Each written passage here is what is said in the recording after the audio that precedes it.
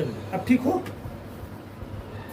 चले तो शुरू करते हैं एक नया टॉपिक हम लोग आज, सर्वनाम। ठीक है, सर्वनाम। सर्वनाम समझना पहले किसे कहते हैं, लिखने पर नहीं समझने पर ध्यान दीजिए, केवल रटिएगा तो बर्बाद हो जाइएगा। क्योंकि क्वेश्चन हर साल बिहार बोर्ड में एक ऐसा टॉपिक है सर्वनाम और विशेषण, संज्ञा सर्वनाम विशेषण, ये 5 नंबर का एकदम देता ही देता है। और 5 तीनों में से इस सर्वनाम हम जहां तक देखेंगे 50% अकेले सर्वनाम आता है हर साल। इस सर्वनाम किसे कहते हैं, सर्वनाम की परिभाषा दे, समझ में आया ना? तो ये सब चीज आपको देता है, हर एक साल सर्वनाम देता है। सर्वनाम एक ऐसा टॉपिक है कि यदि आप लोग इसको अच्छा से समझ लेते हैं तो क्वेश्चन आपका 5 नंबर एकदम फिक्स कर देगा। ये समझ में आया ना? क्या करेगा ये? 5 नंबर फिक्स कर देगा। परिभाषा सर्वनाम की, सब नामों के बदले जो शब्द आए वह सर्वनाम है। सब नामों के बदले जो शब्द है उसे क्या कहते हैं हम लोग? सर्वनाम है। यानी संज्ञा के स्थान पर आने वाले शब्द को क्या कहते हैं हम लोग? सर्वनाम। जैसे कि हम बोलेंगे कि मान लो यहाँ पर 4 लड़कियां हैं, है ना? हम बोलेंगे कि प्रिया मेरी बहन है, राधा मेरी बहन है, कृति मेरी बहन है, सुष्मिता मेरी बहन है, ऐसे बोले। इससे बढ़िया है कि क्या बोल सकते हैं हम लोग? तुम सब मेरी बहन हो। तो एक एक नाम लेने की जगह पर हम लोग सर्वनाम का प्रयोग करते हैं, कोई दिक्कत नहीं। और सर्वनाम के बारे में और जानिए आप लोग, सर्वनाम का प्रयोग करते क्यों है? अगर हम लोग किसी भी सेंटेंस को बनाने में, किसी भी पेज को लिखते समय बार बार यदि नाम का प्रयोग किया जाता है, जैसे राम, राम दशरथ के पुत्र थे, राम बहुत मेधावी राजा थे, राम ने रावण को मारा, राम बहुत बलवान थे, बार बार राम राम चिल्ला रहे हैं तो वो शब्द अच्छा नहीं लग रहा है। तो हम लोग क्या लिखेंगे? राम दशरथ के पुत्र थे, वे बड़ी मेधावी थे, है ना, उन्होंने रावण को मारा, है ना, उनकी पत्नी सीता थी, तो वे, उन्होंने, उनकी, ये सभी सर्वनाम किसके लिए प्रयोग हो रहे हैं? राम के लिए प्रयोग हो रहे हैं। समझ में ना? किसके लिए प्रयोग हो रहे हैं? राम के लिए। तो सर्वनाम का एक ये भी फायदा है जो आपको जल्दी पढ़ने को नहीं मिलता होगा, कि सर्वनाम का सबसे बड़ा एक फायदा ये है, प्रयोग क्यों किया गया सर्वनाम का? तो सर्वनाम का प्रयोग इसलिए किया गया कि जो संज्ञा का जो बार बार रिपीटेशन हो ना सेंटेंस में, उससे हम लोग बच सके। आ रहा समझ में? संज्ञा का जो बार बार रिपीटेशन हो रहा था, जो राम राम राम राम बार बार बोल रहे थे, उससे क्या लग रहा था? पूरा का पूरा सेंटेंस बेकार लग रहा था, है ना? पूरा का पूरा क्या लगता है?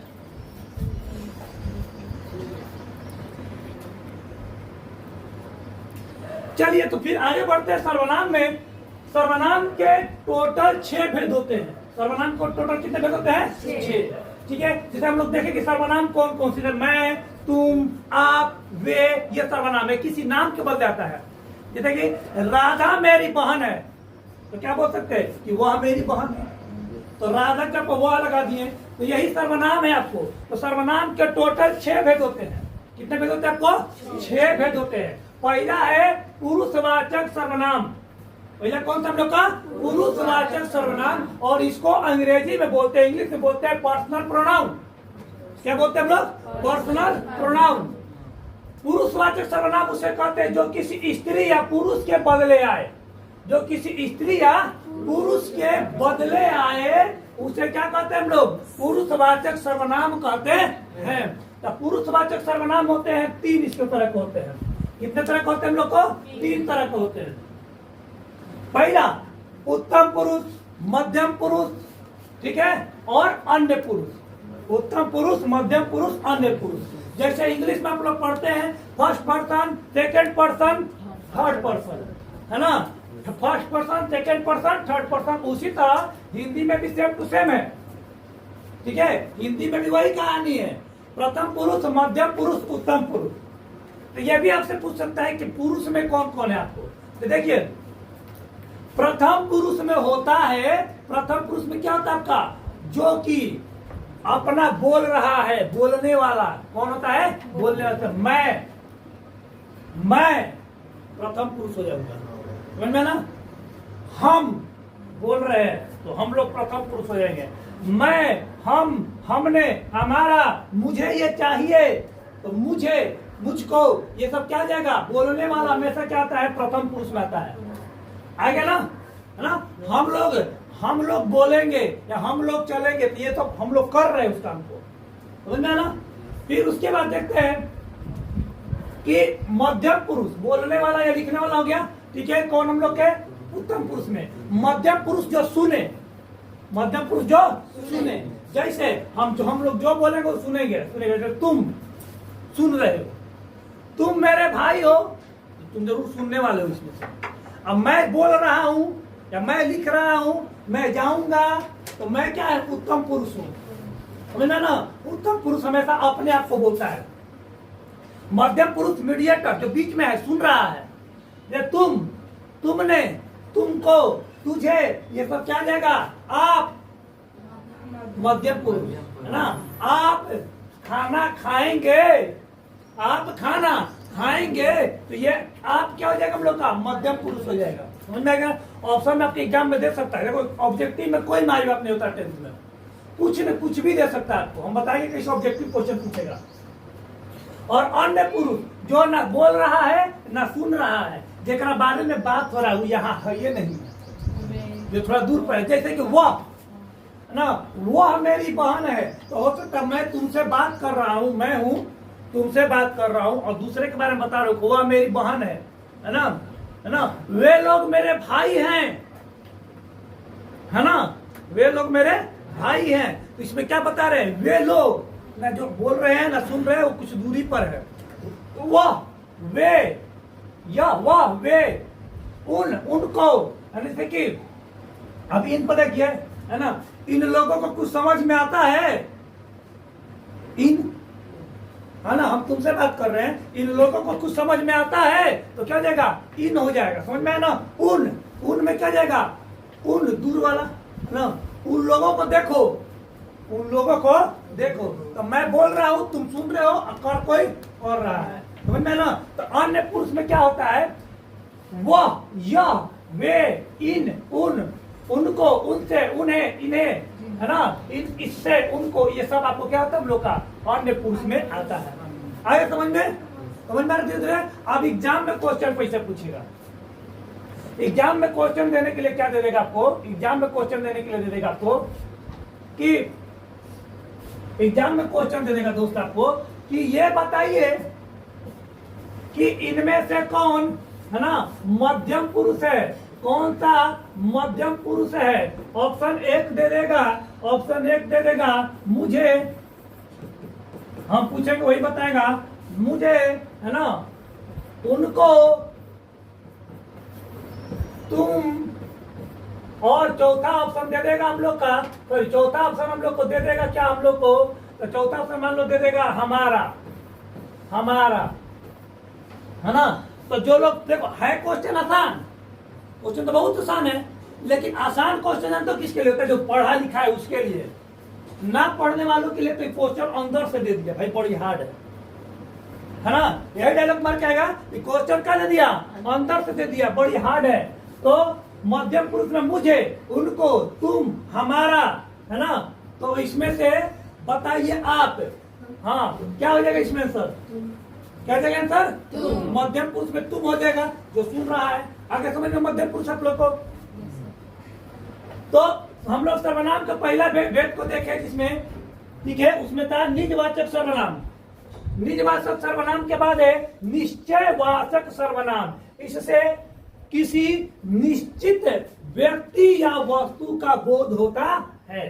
किसका बोध होता है हम लोग का? निश्चित व्यक्ति या वस्तु का बोध होता है। जैसे इसमें कौन कौन सा वर्ड प्रयोग होता है? यह, कौन कौन वर्ड होता है हम लोग का प्रयोग? यह, वह, ये, वे, ठीक है। इसमें से लिख लेना आपको क्या कि निश्चितवाचक सर्वनाम, है ना? निश्चयवाचक सर्वनाम में क्या होता है? निकट या दूर के व्यक्ति या वस्तुओं के, है ना? निकट या दूर के व्यक्ति या वस्तु, ठीक है। तो हम लोग निश्चित संकेत के द्वारा बतलाते हैं इसमें निश्चयवाचक सर्वनाम। जैसे कि यह कलम मेरी है, हो गया। वह घर मेरा है, तो ये क्या हो गया? निश्चयवाचक सर्वनाम। एक पर्टिकुलर चीज को बता रहे हैं कि यह, वह, उसके बाद क्या है? ये, वे, ये लोग मेरे छात्र हैं, निश्चित है। वे लोग मेरे दुश्मन हैं, तो निश्चित कर रहे हैं कि वही लोग मेरे दुश्मन हैं, वे लोग। तो ये निश्चयवाचक सर्वनाम हो गया। आगे समझ में, सर्वनाम के दो भेद हमने पढ़ा, एक हम लोग पढ़े हैं पुरुषवाचक सर्वनाम, एक हम लोग पढ़े हैं निश्चयवाचक सर्वनाम।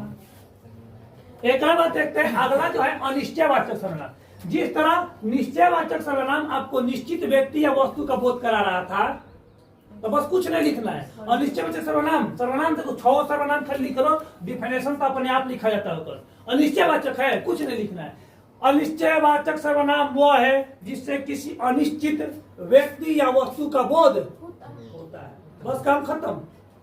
कोई बेसी रटना ही नहीं है इसमें, है ना, कोई बेसी इसमें रटना ही नहीं है। निश्चयवाचक में वही जिससे किसी निश्चित व्यक्ति या वस्तु का बोध, उसे निश्चयवाचक।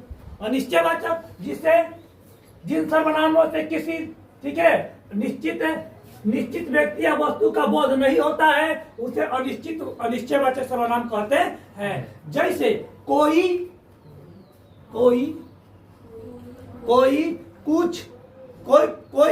जानता है कि कल बारिश होगी, ये अनिश्चित है। अनिश्चित है, पक्का नहीं है। कुछ पैसा रखे हो, ये भी अनिश्चित है। अनिश्चित है। हो सकता है कि हम बोले कि भाई मार्केट चलना है, कुछ पैसा रखे हो, तो ये कहे कि हाँ सर चिंता मत कीजिए, है चलिए हमारे साथ। हाँ, हम तो पूछे थे कुछ, अगर मार्केट में पूरा खा पी लिया 5 रुपए निकल रहा है ना, फंसा दिया हमको। हम बोले कि तू तो बोले थे कि पैसा है, तो आप भी नहीं पूछे कि कुछ पैसा रखे हो, कुछ में तो 5 रुपए आ जाएगा, अब बिल आ जाए 500 रुपए का।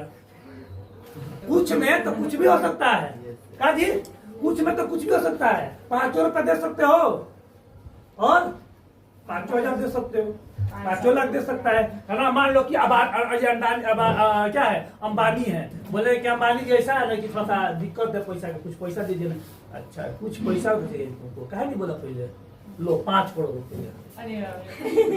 अंबानी जी के लिए 5 करोड़ रुपए तो तुच्छ है ना। तो कुछ मैंने कुछ भी हो सकता है, एनीथिंग। उसी तरह दोस्त इसमें हम लोग पढ़ेंगे कोई इसमें भी कोई निश्चित नहीं है, कोई में भी कोई निश्चित नहीं है। आ रहा समझ में, दिमाग में रट रहा है बढ़िया से, ठीक है। अगला है, देखिए, कोई आ गया तो क्या करोगे, एक बनाया सबने, कोई आ गया तो क्या करोगे। तो यहाँ पर भी क्या है, अनिश्चित। कोई भी आ सकता है, कुत्ता भी आ सकता है, बिल्ली भी आ सकता है, आदमी भी आ सकता है। उसने कुछ नहीं लिया, उसने कुछ नहीं लिया, ये भी क्या है आपका, एक है, ये भी क्या है आप लोग का अनिश्चयवाचक सर्वनाम है, कुछ नहीं लिया, ठीक है। कभी कभी कुछ शब्द समूह कभी अनिश्चित सर्वनाम के रूप में प्रयोग होता है। कुछ ना कुछ, जैसे कुछ शब्द का क्या होता है, समूह के लिए प्रयोग होता है और अनिश्चित सर्वनाम के लिए भी प्रयोग होता है। जैसे कि कुछ ना कुछ, कोई ना कोई, समझ में ना, सब कुछ, हर कोई, कुछ भी, कुछ प्रयोग हो रहा है ना हम लोग का। इस तरह से कुछ का प्रयोग हम लोग करते हैं। लेकिन एग्जाम में क्या लिखना है आप लोग को, एग्जाम में यही लिखना है, बस इतना। अनिश्चयवाचक सर्वनाम उसे कहते हैं जिससे अनिश्चित व्यक्ति या वस्तु का बोध हो। एक डिफिनेशन, कोई कुछ, एग्जाम्पल नहीं हो ना, हाँ तुम नहीं हो, ठीक है, बोध नहीं हो।